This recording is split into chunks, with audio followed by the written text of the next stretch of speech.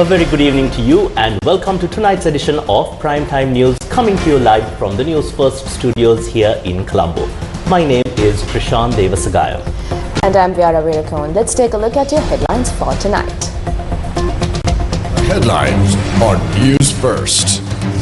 Preparations begin for next year's budget proposals, targeting 7% economic growth. Further investigations launched into former Inspector General of Police C.D. Vikramaratne's mobile phone and the firearm involved in the shooting. Delayed medical treatment is the main cause of dengue-related deaths. Health authorities urge the public to seek treatment promptly. 2 suspects arrested at Katodayaka with cocaine worth over 100 million rupees. Vikram 1 heads to space carrying a message from Prime Minister Modi.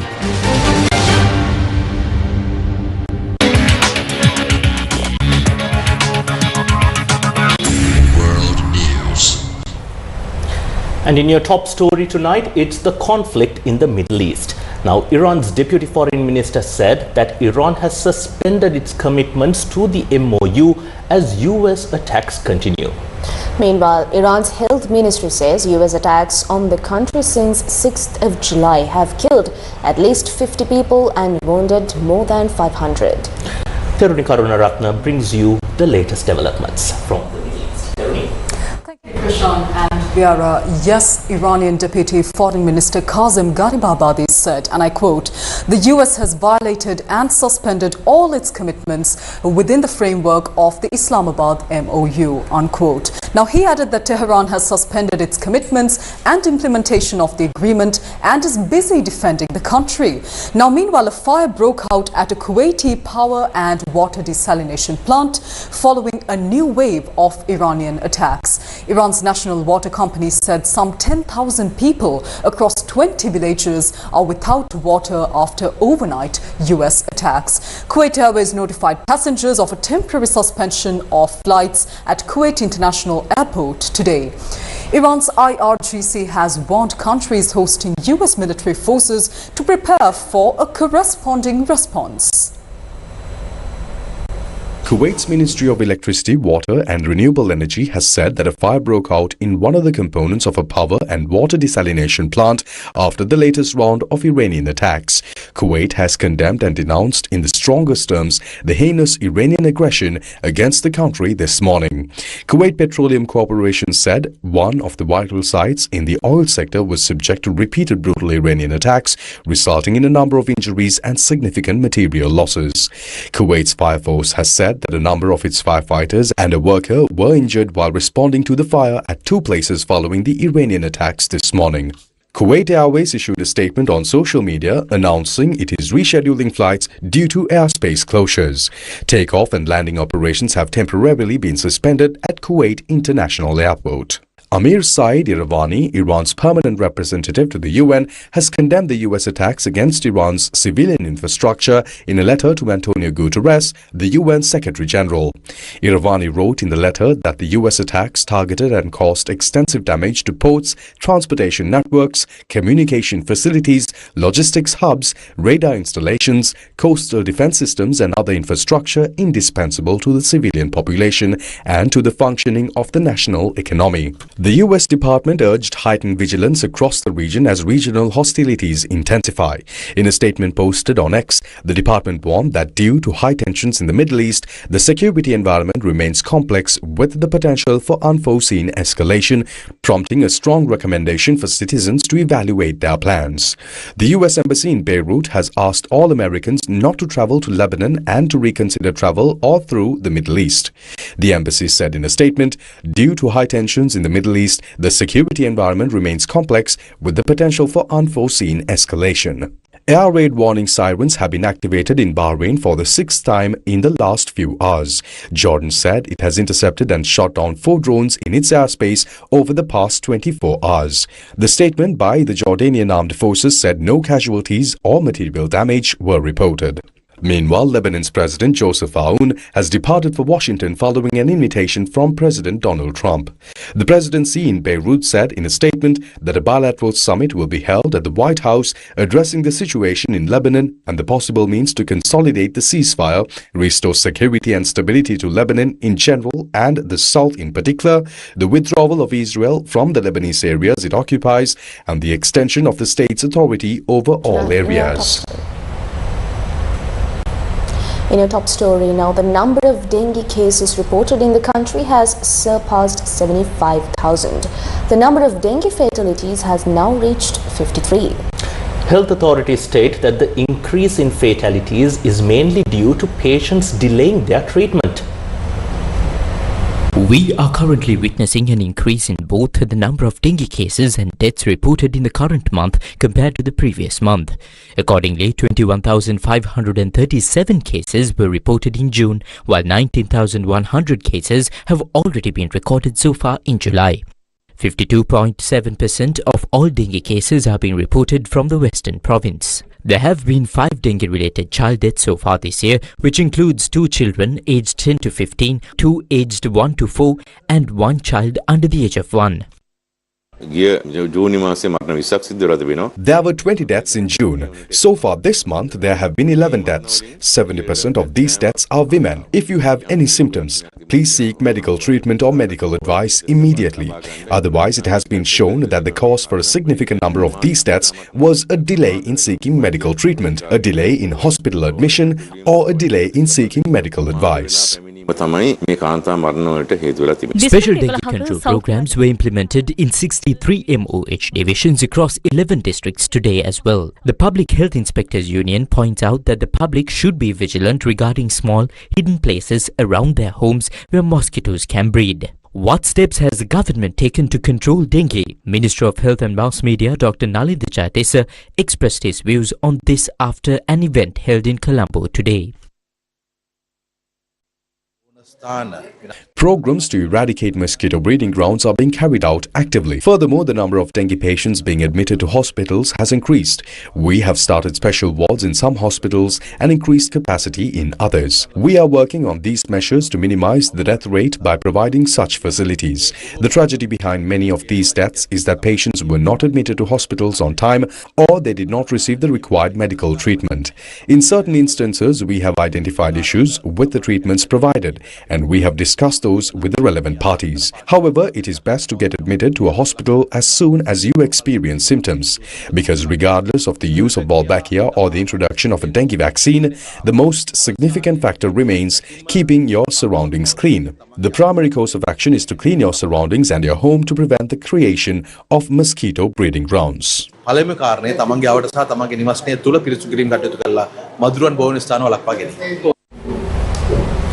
Meanwhile, President Anurukumara Dissanayake says that special attention must be paid to strengthening the country's vocational education sector in line with the new educational reforms. The President said that he is prepared to allocate the necessary funds for this purpose in the 2027 budget. A progress review of the projects implemented using the 2026 budget allocations for the Ministry of Education, along with the preliminary discussion regarding the 2027 budget, was held with the participation of President Anurukumara Dissanayake. Special attention was drawn to the necessity of increasing the annual student enrollment in vocational education institutions, providing permanent premises for the Ocean University, as well as gradually increasing student admissions to the University of Vocational Technology starting from next year were among the goals discussed. Attention was also focused on the welfare programs currently in place for school students. The President's Media Division stated that an agreement was reached during the discussion to hold talks in the future encompassing all sectors regarding the shortages of teachers and non-academic staff in the education sector, as well as salary anomalies, and to provide permanent solutions for these issues through a special commission. The Ministry of Finance says that the preparation of next year's budget, which includes proposals aimed at an economic growth target of over 7%, has now commenced. The ministry noted that among the projects included in the public investment program, projects slated for next year will be implemented based on priority and public necessity. The process of obtaining proposals from every ministry for this purpose is currently in its final stages. The Ministry of Finance said that the Inland Revenue Department, Sri Lanka Customs and the Excise Department have exceeded their revenue targets so far this year. The ministry pointed out that the economy has now been stabilized and financial discipline has been established well in every institution. The ministry mentioned that the fact that most state-owned enterprises have now met their revenue targets and have become profitable has been a strong support for achieving economic stability. In drafting the 2027 budget proposals, primary focus will be directed towards attractive incentives to increase the volume of foreign direct investment into the country as well as the development of infrastructure. The ministry added that in the upcoming budget, special attention will be focused on implementing programs for uplifting the low-income community more effectively. Watch the FIFA World Cup live, where the best football teams in the world compete. Live matches, Rewind TV, highlights, reels. Watch it all for free. Download the Pure mobile app now. Watch the FIFA World Cup live, where the best football teams in the world compete. Live matches, Rewind TV, highlights, reels. Watch it all for free. Download the Pure mobile app now. Welcome back to the news. Now, Sri Lanka's rich cultural heritage and world-renowned tourism attractions took center stage at the Los Angeles Lotus Festival 2026.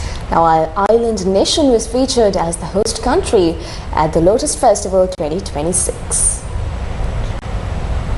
Sri Lanka showcased its rich cultural heritage, vibrant traditions and diverse tourism offerings as the host country of the 2026 Los Angeles Lotus Festival, one of Southern California's largest multicultural celebrations.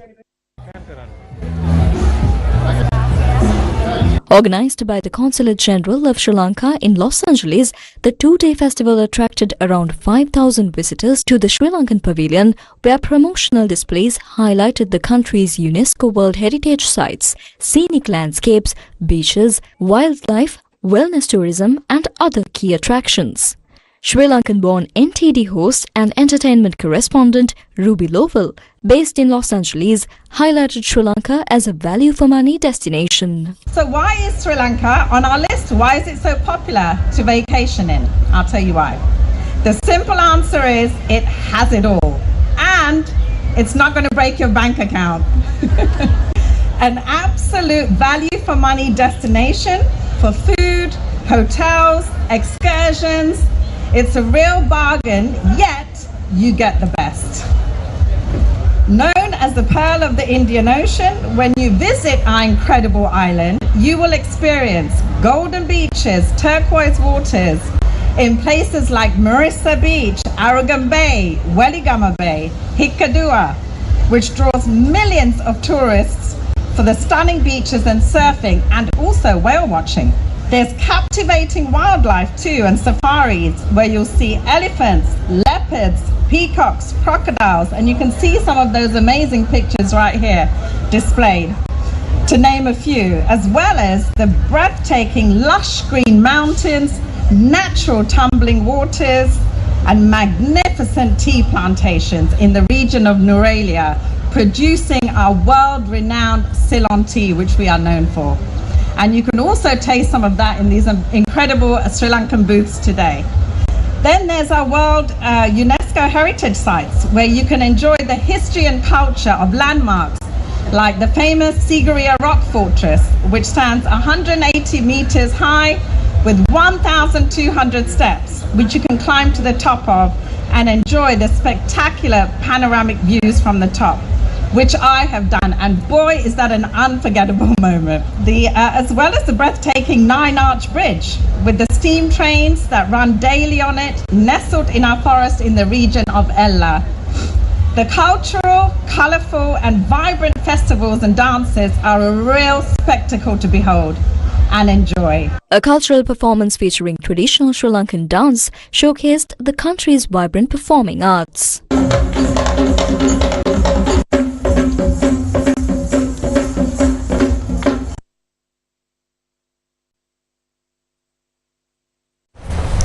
Deputy Minister of Transport and Highways Dr. Prasanna Gunasena has said that a special road development program will be implemented in the Kandy city in parallel with the repairs to the main Colombo-Kandy railway line that was damaged by Cyclone Detwa.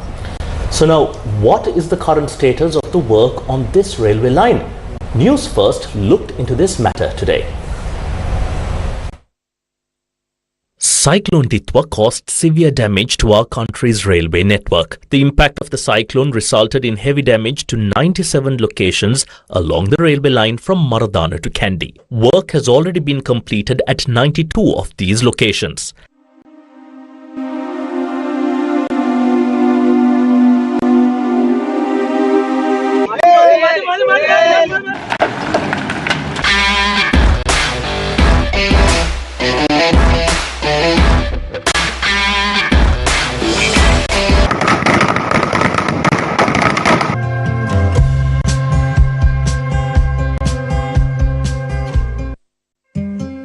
Development work is currently being successfully carried out at 4 of the remaining 5 locations between Rambukkana and Kadugannava. These days, restoration is being carried out in the lower Kadugannava area, and it was recently necessary to transport a train engine and 2 carriages via the main road, and to facilitate this, specialized low-bed trucks were used.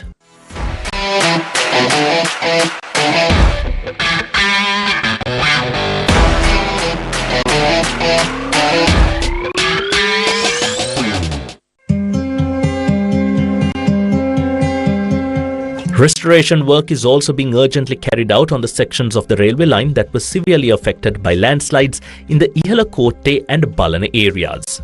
Due to the impact of Cyclone Detwa on the railway line, the upcountry train currently operates only from Colombo to Rambukkana. However, train operations between Nanuoya and Badulla resumed on the 20th of last month. Train services between Rambukkana and Nanuoya have not yet resumed. Speaking at a program held in Kandy today, Deputy Minister of Transport and Highways Dr. Prasanna Gunasena stated that they are working to ensure a train reaches Kandy before the end of this year.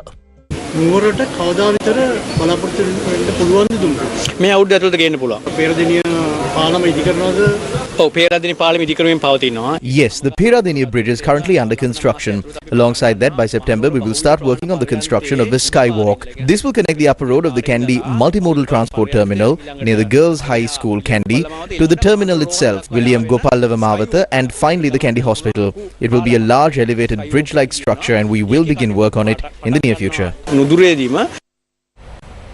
National organizer of the Sri Lanka Podujana Peramuna, Namal Rajapaksa, says that the government is attempting to govern the country through repression and intimidation.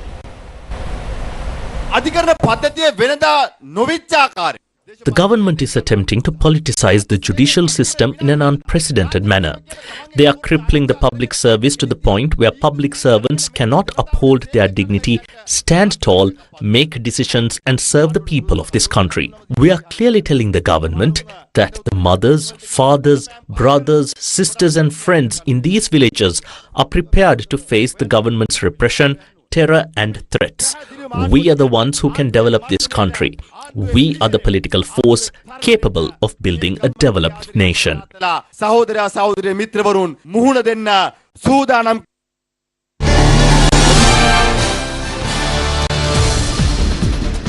Meanwhile, former President Mahinda Rajapaksa's media spokesperson, attorney Manoj Kamake, described the manner in which the leadership of the Samagi Jana Balawegaya is operating as lackluster. The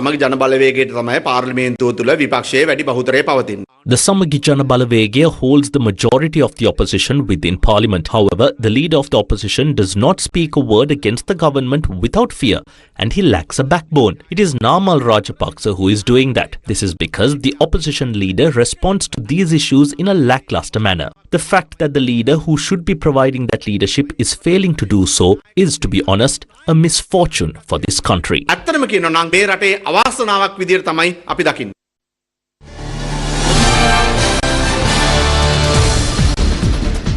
හිතන රටේ ජනතාව ඡන්ද වලින් බලය දීලා තියෙන්නේ සමගි ජන බලවේග 103ට ඉතමල්ලා බැස්සනේ. ඉතින් ඔය 103 ඉදි කවුරුත් ඔය වගේ කතා කියනවා. දැන් මේ නාමල් මහත්තයාට විපක්ෂ නායකකම තිබුණා හොඳයි කියලා කියුණා ඒ මාධ්‍යයෙන්.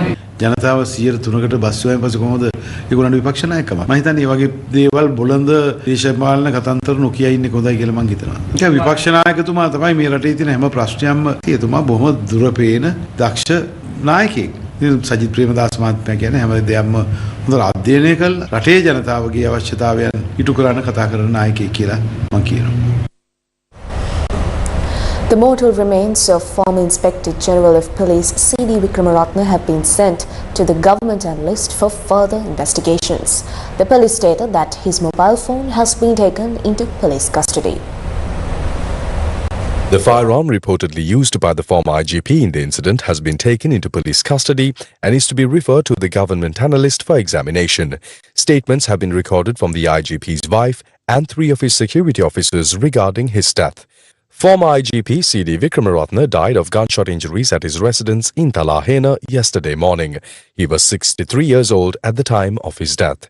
The police stated that the final rites of the former IGP C.D. Vikramaratne will be held on Monday afternoon at the Boralla Cemetery. His remains will be placed at the private funeral parlour in Boralla from tomorrow.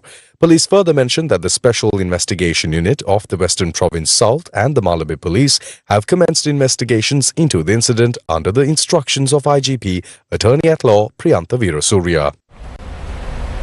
In another headline-making story tonight, 2 foreign nationals have been arrested by Sri Lanka Customs at the Bandaranaike International Airport in Katunayake with drugs worth over 100 million rupees. Customs stated that a Malaysian was arrested with a stock of cocaine worth 90.8 million rupees, while an Angolan was arrested with cocaine worth 10 million rupees. The Sri Lanka Customs stated that the suspect arrested early this morning is a 23-year-old Malaysian national. The quantity of cocaine found concealed in his luggage was 1 kilogram and 816 grams. Following preliminary investigations by the Narcotics Control Unit of the Sri Lanka Customs regarding the incident, the suspect and the stock of drugs have been handed over to the Police Narcotics Bureau for further investigations and legal action. Meanwhile, an Angolan woman has been arrested by the Customs Narcotics Control Unit of the Bandaranaike International Airport with a stock of cocaine worth 10 million rupees. Meanwhile, Deputy Minister of Public Security Sunil Vatakala explained the steps being taken with regard to the eradication of drugs.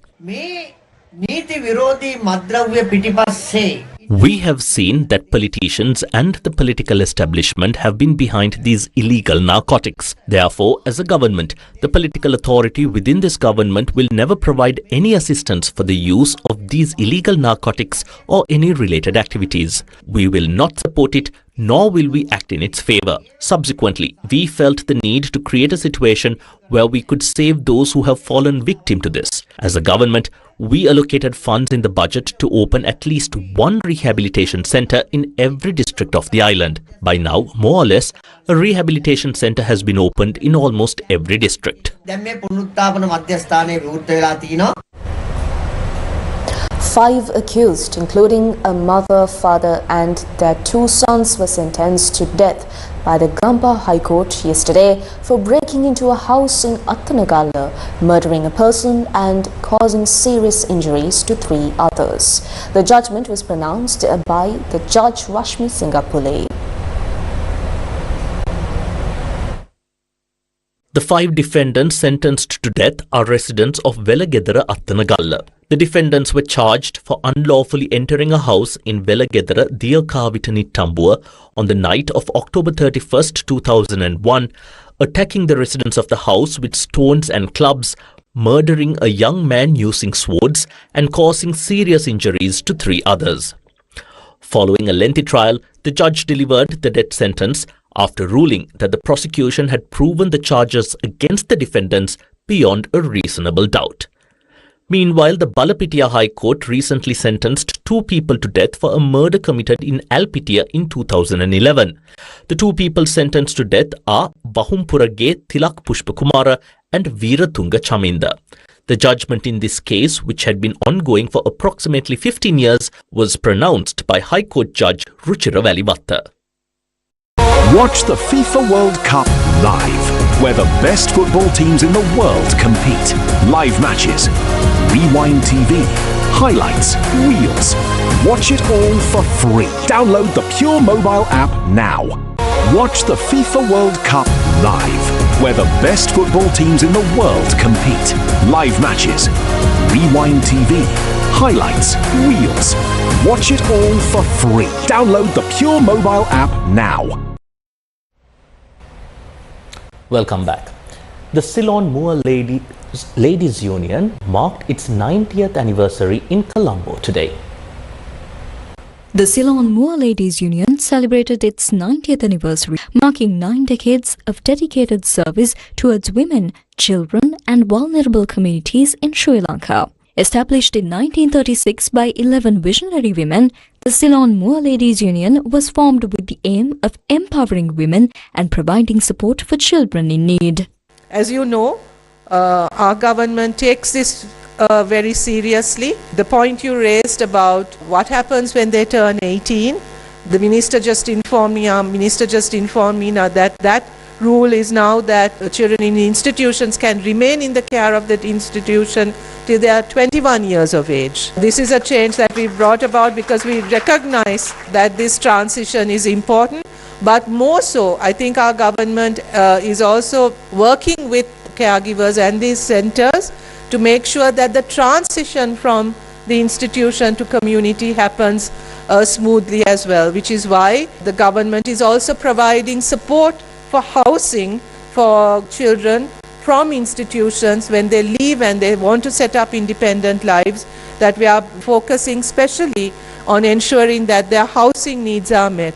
And we also have programs in place to make sure that they are directed towards livelihood opportunities, that they are able to access those livelihood opportunities as a priority group. Awards of recognition were presented to women who had dedicated their time and service to the organization over the years. Sri Lanka's biggest celebration of pets, Pet Expo 2026, is underway in Colombo, bringing together pet lovers, experts and leading brands for 3 days of fun, learning and innovation.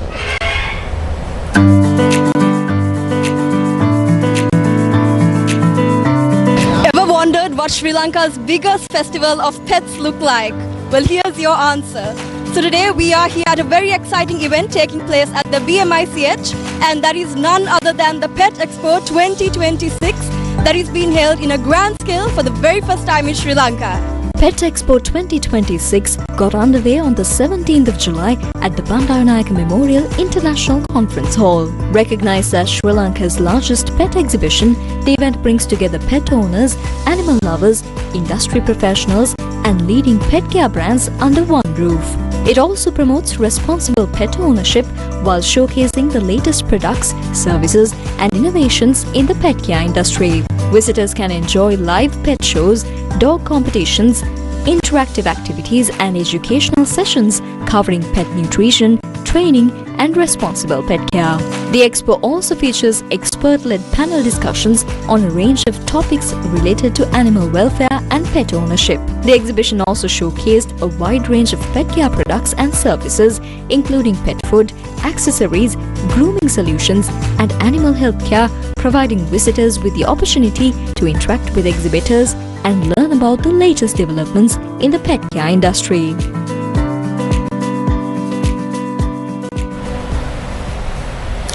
The Colours Night of the Gateway Group of Schools was held in a grand style in Colombo today. The annual Colours Night of Gateway Group of Schools was held at the BMICH in Colombo. Students and teachers from all branches of the Gateway Group of Schools participated at this event. The event was held under the patronage of the head of the Department of Sports Science, Faculty of Applied Science, University of Sri Jayawardhanapura, Dr. Pumi Pereira, and was attended by many guests including Dr. Harsha Alast, Chairman of the Gateway Group of Schools. 11 sportspersons who qualified to represent Sri Lanka were also felicitated at the event. The Pacific Association of Quantity Surveyors Congress 2026 partner recognition ceremony was held yesterday in Colombo. The partner recognition ceremony for the upcoming Pacific Association of Quantity Surveyors Congress 2026 took place in Colombo yesterday.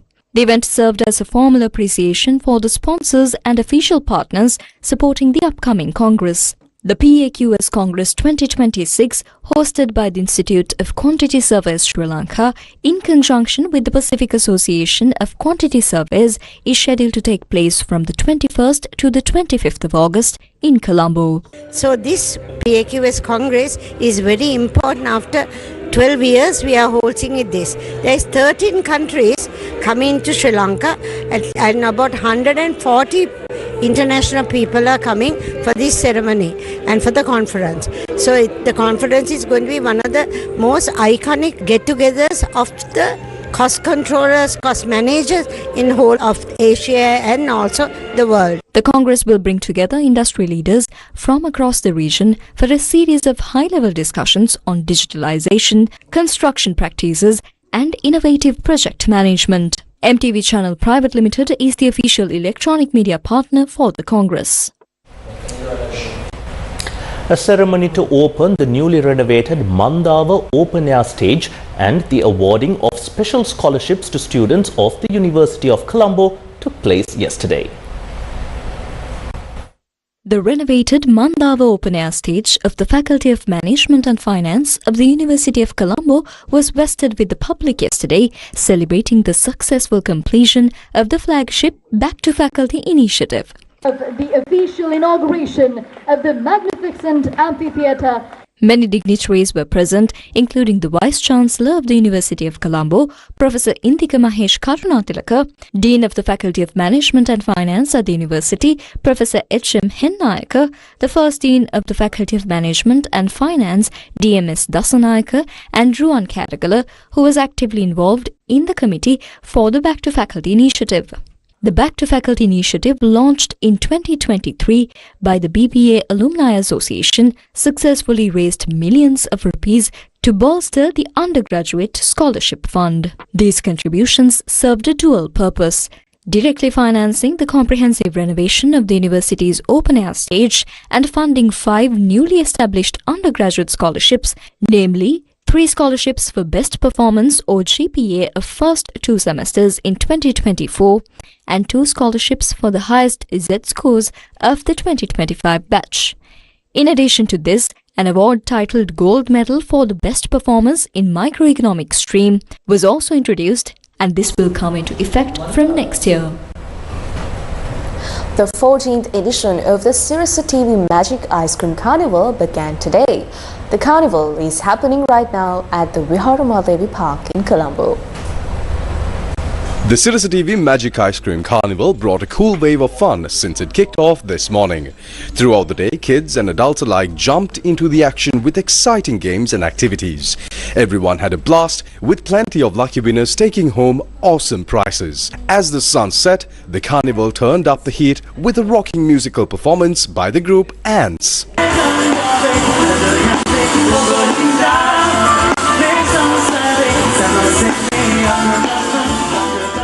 The stage was electric, featuring a lineup of some of the most popular young music stars in the country.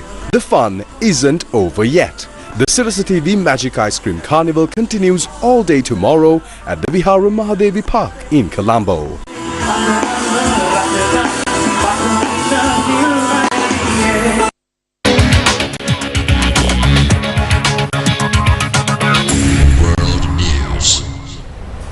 And in foreign news coming from our neighbor India, now Indian space startup Skyroot Aerospace launched the country's first ever privately developed orbital rocket. This is dubbed by experts as a key test of national efforts to compete for a bigger share of the global commercial launch market. Now Theruni Karunaratne has more details. Thank you once again, Viara and Krishan.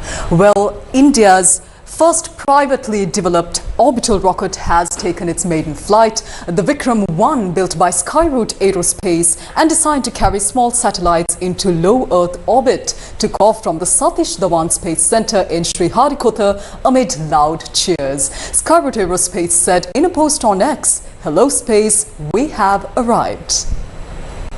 2, 1, 0. And we have liftoff of Vikram 1. The Vikram 1 rocket lifted off from the Satish Dhawan Space Center, leaving behind a flume of fire and smoke, carrying several customer payloads and in-orbit experiment on its maiden orbital mission dubbed Mission Agaman. It successfully injected its payload into a 450-kilometer orbit around 15 minutes later, making India the third country to achieve orbital launch capability through private enterprise. Skyroot said the mission is intended to validate the rocket's propulsion, avionics, telemetry, guidance, navigation and control systems in flight while collecting data for future commercial launches. Founded in 2018, Skyroot is among a new generation of Indian space startups that have attracted backing from global investors following the sector's liberalization.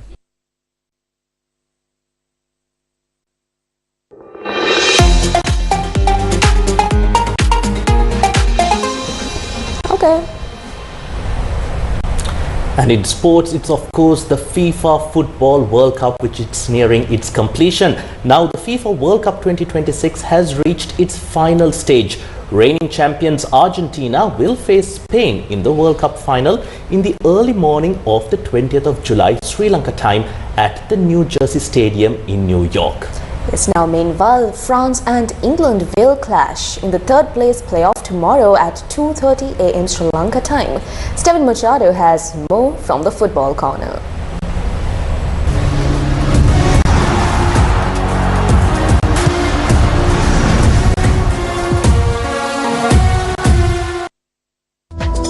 The battle for the third place of the FIFA World Cup 2026 kicks off tomorrow between France and England. Now, Team France enters this match after a tough defeat against Spain in the first semi-final. Kylian Mbappe leads the charge, currently sitting second in the Golden Boot race with an impressive 8 goals.